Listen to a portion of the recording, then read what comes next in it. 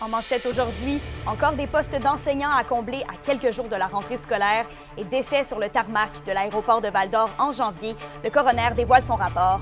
Le TVA Nouvelle Midi commence maintenant.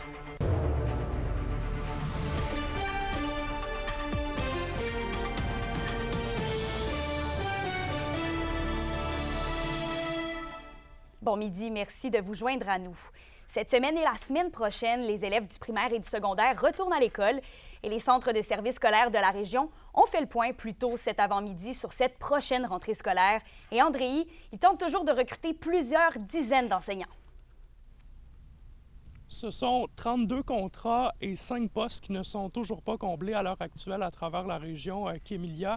Et c'est vraiment là, dans les écoles secondaires où les besoins se font le plus sentir, notamment dans des matières comme le français, les mathématiques, les sciences, mais aussi l'anglais.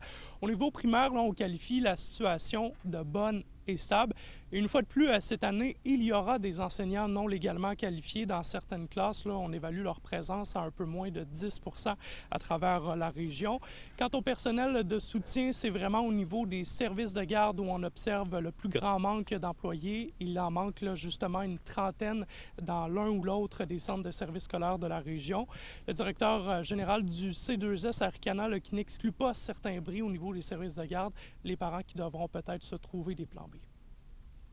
Ce serait vraiment à géométrie variable pour chacun des services de garde touchés. Donc, il pourrait avoir, par exemple, nos plus vieux des services de garde, nos 5e, 6e années. On pourrait avoir peut-être une liste d'attente. Les équipes de direction et les équipes des ressources humaines travaillent fort là, pour s'assurer qu'on ait l'ensemble de notre personnel pour offrir le service à pleine capacité si on est en mesure de le faire. Et André, est-ce qu'on observe une augmentation du nombre d'élèves dans les centres de services scolaires? Eh bien, un léger bond pour ce qui est des écoles primaires, là, du moins c'est ce qu'on nous a dit plus tôt cet avant-midi, alors qu'on accueillera au total là, plus de 21 000 élèves pour le secteur jeune là, pour la prochaine rentrée scolaire. Les centres de services qui ont quand même tenu à souligner là, que le portrait de la clientèle change depuis quelques années, là, qu'on pense à l'accueil d'enfants d'immigrants, mais aussi à l'arrivée de ces étudiants internationaux dans les centres de formation professionnelle. Il y a quelques années, on n'accueillait que quelques élèves. Donc là, dans plusieurs des centres, là, je regarde dans le secteur de Val-d'Or, c'est une soixantaine, 70. Même pour nous, à Ricana, on est en une vingtaine. Donc, il faut revoir nos pratiques, comment on accompagne nos milieux, puis pour bien intégrer ces élèves qui sont issus de l'immigration au secteur des jeunes. Et précisons que les données qu'on vous a présentées ce midi, Kémilia, sont appelées à changer dans les prochains jours, les prochaines semaines, d'autant plus qu'il y a certains centres de services scolaires là, qui n'étaient pas en mesure de nous dévoiler l'entièreté de leurs données quant au manque de personnel. Rentrée scolaire qui débute ce vendredi pour Amos et les environs, ainsi que la semaine prochaine pour tous les autres secteurs de la région. On leur souhaite bonne rentrée. Merci, André. Au plaisir. Les coroner ont rendu public leurs conclusions concernant 2 décès survenus dans un contexte de transfert aérien d'urgence.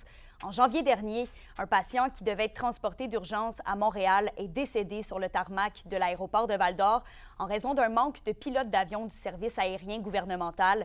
Les coroners, maître Francine Danet et maître Julie-Kim Godin, recommandent entre autres la bonification de la flotte aérienne d'urgence et le déploiement efficace du Centre de coordination provincial des transferts aériens. Le but est d'améliorer la disponibilité de ce service essentiel dans les régions éloignées pour protéger la vie humaine. Et on se tourne maintenant vers une histoire inspirante. La famille ukrainienne d'Alla Nestrova est arrivée à Rouyn-Noranda en 2022 pour fuir la guerre qui fait toujours rage. Et 2 ans plus tard, elle s'est intégrée à la communauté. Sophie Média Villarivard l'a rencontrée. En 2022, je rencontrais Alla Nesterova dans sa famille d'accueil rouyn-norandienne où elle venait de fuir la guerre en Ukraine avec son mari et son fils. Nous devions alors communiquer avec nos cellulaires pour se comprendre entre l'ukrainien et le français. Aujourd'hui, 2 ans plus tard, la famille a un chez-soi ici, a appris la langue et s'est intégrée dans la communauté. Beaucoup amis canadiennes après 2 ans. Mon fils aussi est très content ici. Maintenant, il est à Club Boral, jouer à saké.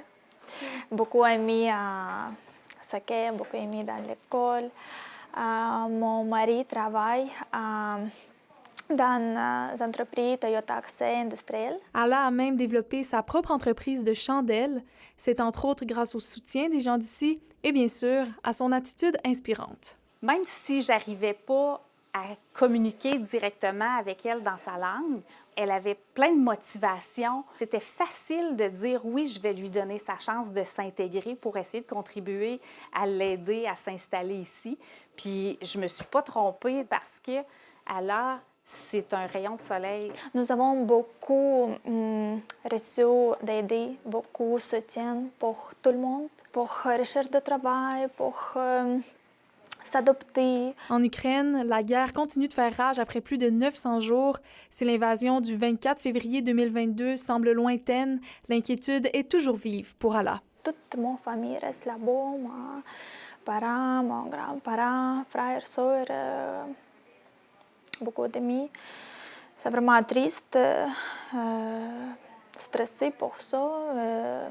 Toujours téléphoner, appeler. La petite famille souhaite demeurer dans la région à laquelle elle s'est attachée et malgré les lourdes démarches entourant le processus d'immigration, Ala espère que les membres de sa famille qui sont toujours en Ukraine pourront venir la rejoindre dans le futur. Sophie Médiav-Larivard, RNC Nouvelles, à Rouyn-Noranda. Et dans le domaine forestier, le ministère des Ressources naturelles et des Forêts lance son appel de projet annuel en recherche en aménagement durable des forêts. Les universités et les centres collégiaux de transfert de technologie du Québec sont invités à y participer avant le 1er novembre. Les projets proposés doivent répondre à des enjeux de la dernière année, comme l'adaptation aux perturbations naturelles et au changement climatique et la productivité des écosystèmes forestiers. Et dans un autre dossier, la Société du Plan Nord annonce un soutien de plus de 5,5 millions de dollars pour 46 projets au nord du 49e parallèle. 9 projets d'Iuichi B. James en font partie et cette aide financière va contribuer à répondre à des besoins prioritaires identifiés par les communautés nordiques et touche une variété de domaines comme le tourisme durable, le recrutement de la main-d'œuvre, la petite enfance et la souveraineté alimentaire.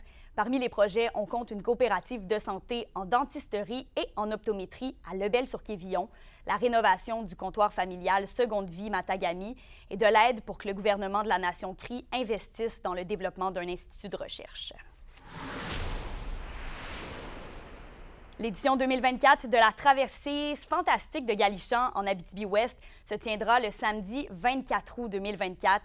Une entrave à la circulation est à prévoir. La section du chemin de Galishan, située entre l'église et le quai municipal, sera complètement fermée à la circulation entre 15h et 15h10. Et par la suite, la circulation va reprendre en alternance sur une seule voie entre 15h10 et 17h. Et le Festival des arts du Témiscamingue dévoile la programmation de sa 3e édition. Une quinzaine d'artistes témiscamiens vont performer dans 6 disciplines distinctes les 6 et 7 septembre prochains dans la municipalité de Moffett. La programmation inclut un atelier d'écriture et de création, un open mic, un karaoké festif et divers ateliers d'art et d'artisanat. Et parmi les artistes qui y vont performer, on compte la violoncelliste Caroline Rondeau, Mario Peluso et la Bête du Sauvage. On se tourne vers le Festival Western de Malartic maintenant, qui se déroulait du 14 au 18 août dernier. Il dresse un bilan très positif de cette année, bien qu'il soit difficile de quantifier exactement l'achalandage, puisque l'entrée et plusieurs activités étaient gratuites. Près de 5 500 personnes ont participé aux activités payantes. Et pour les entrées du site, l'organisation estime qu'il y avait environ 8 000 personnes durant l'événement, ce qui inclut aussi les compétiteurs. Un match pré-saison du duel de la 117 se tenait hier soir à Val-d'Or.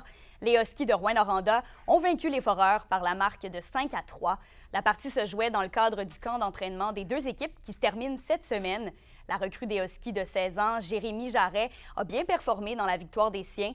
Le natif d'Amos a terminé sa soirée de travail avec 2 points. Et les deux équipes vont s'affronter de nouveau ce soir à 19h, mais cette fois-ci à l'Aréna Jacques-Laperrière de Rouyn-Noranda. Et le club de hockey des Forestiers d'Amos va fêter ses 35 ans d'existence. Et pour l'occasion, l'organisation lance la programmation officielle tout au long de la saison 2024-2025. Une dizaine d'activités vont avoir lieu et seront organisées pendant des matchs locaux, mais aussi en marge du calendrier, comme celui du match préparatoire des Huskies et des Foreurs le 8 septembre prochain. Et il y a aussi un nouveau logo qui sera dévoilé. Pour une nouvelle importante à nous communiquer, contactez-nous. nouvelles au pluriel @rncmedia.ca, par téléphone 1-866 463 4636 et notre site web tvabitibi.ca.